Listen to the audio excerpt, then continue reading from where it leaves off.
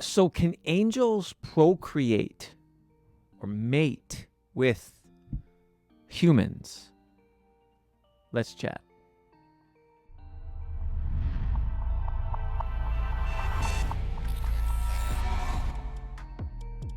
All right, what's up, everybody? Welcome back to another video. Hope you're all doing awesome today. So if you've been following me for any length of time, you'll know that I am a big proponent in the Genesis 6 worldview, where I believe that fallen angels came to earth, mated with human women, creating a hybrid offspring known as the Nephilim, who are also known as the ancient giants.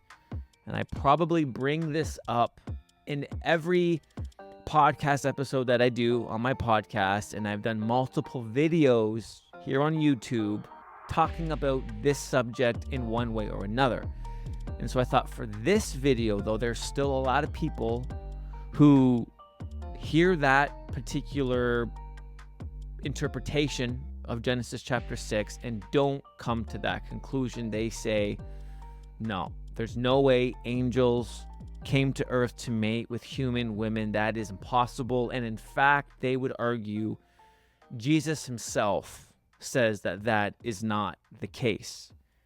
And so what I want to do is just give my response to that critique, walk through that verse, walk through other passages of scripture, just to kind of create my case of why I believe that angels could most definitely procreate with human women, and that in fact should be the proper interpretation of Genesis chapter 6.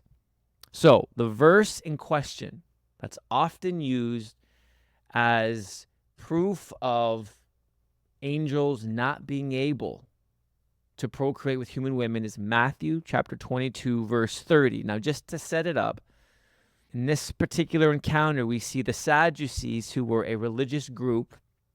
They come to Jesus because they're trying to trap him. And the Sadducees, they didn't believe in an afterlife. And so they come to him trying to trap him with this hypothetical scenario. And so they come to him and they say, hey, Jesus, there's this woman, and she's got a bunch of husbands. At the resurrection, when it's all said and done, whose wife will she be? Who's going to be your husband? She said, all these husbands. So who's going to be your husband in the afterlife? Thinking that that's going to stump him. And in response to that, Jesus says this in Matthew 22:30. He says, you're mistaken, since you do not understand the scriptures or the power of God, for in the resurrection, they neither marry nor are given in marriage, but are like angels in heaven. And so Jesus' response to this is that in the resurrection, no one's going to be married. No one's going to be given in marriage. They're going to be like the angels who are already in heaven. And they say, see, angels can't get married. They don't do that. Ergo, they can't procreate with human women.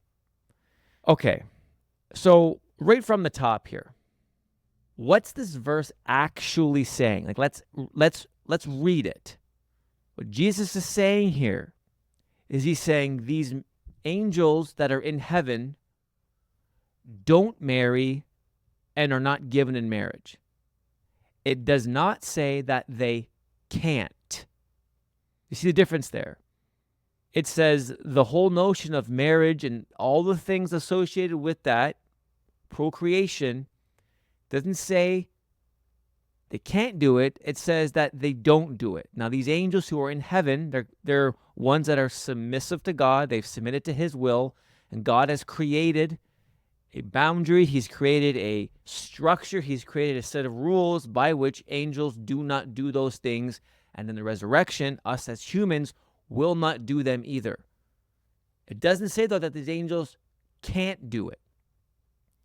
And when we read Jude chapter 6, or Jude verse 6, Jude says this, and the angels who did not stay within their own position of authority, but left their proper dwelling, he has kept in eternal chains under gloomy darkness until the judgment of the great day. Now, who is Jude writing about here?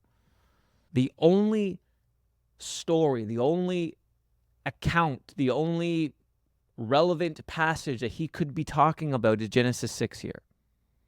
And these fallen angels who left their first estate, who left their proper dwelling place, who left their position of authority. So these angels, they didn't stay in heaven with God. They rebelled and came to earth. Now, when you keep reading through the Bible, because a lot of people think that, well, angels, they're just spirit beings. They're spiritual. How can a spiritual entity have physical sexual relations with a human being? Well, let's read about different angelic encounters that happened in the Bible. Remember the story of Abraham, where 3 angels appear to him. They looked and they looked just like men, and in fact, they sat down and they ate a meal. Remember Abraham ate with the 3 men, 3 angels? How could spiritual beings eat food? It's pretty evident there that they took on, or they had physical human capabilities. They could eat food. They could ingest food. Clearly, they could digest food. With Lot, remember the story of Lot and Sodom and Gomorrah? The same 2 of those 3 angels that met Abraham. They led Lot out of Sodom and Gomorrah by the hand. Very human-like characteristics, not some floating around spirit. There's the story of Jacob wrestling with the angel of the Lord, physically wrestling for an entire night to the point where he got injured. This wasn't an encounter in some vision or dream. He was wrestling physically in real time and space with an angel. They're clearly interacting in physical form. In Hebrews, there's that very famous verse where it says that we as humans, we entertain angels and we're unaware of it. Why? They can look just like us. In Psalms 8, the psalmist writes that humans were made just a little lower than the angels. And so this is where I want to drill down for a second here. What does that statement mean, that phrase, that humans were made just a little lower? Because oftentimes we think that angels, they're just these spiritual beings. And they're like invisible, or they're not solid. They're not physical. They can't really interact with our physical reality. And I've just shown that that's not the case. But when it says that we were made just a little lower, angels, they come from a different dimension, a different realm. That right now, they are in quote unquote heaven, wherever that is, whatever that is. But when they come and interact with our human world, they have a physical component to them. And so it's very clear that even when Jesus says, I'm going to prepare a place for you, there is going to be a physical element in heaven. It's in a different dimension, different realm, whatever term you want to use. But it's not just this spiritual, ethereal place where we're floating around. It is spiritual in one sense, but it's also physical in another. There is a physical element, a physical reality to the unseen realm, to whatever dimensional reality, wherever heaven is, and angels are there. And so when it says that we were made just a little lower, it's like we don't have that capability to live in that dimensional space yet. It's a higher existence, if you will, but we're still close enough, as I've just demonstrated, still close enough to them that procreating is not an insane or crazy notion or thought. If angels can take on human form and eat food, interact physically with our realm, then procreating is not this ginormous stretch of the imagination. And in fact, there's a lot of extra biblical material written in support of this idea as well, that lends to what Genesis 6 says, that lends to what the Bible's saying as being the true account, where angels procreated with human women, creating the Nephilim offspring, the giants of old. And so it's not insanity. If you just take a moment, stop and think about it logically. I know it's for some of your paradigms, it's different. The first time I heard this kind of stuff, this teaching, I was like, what the? But the more you dive in, the more you actually see what the Bible says. When you actually create a case and see different encounters in Scripture with angelic beings interacting with humanity, it's like not a far stretch.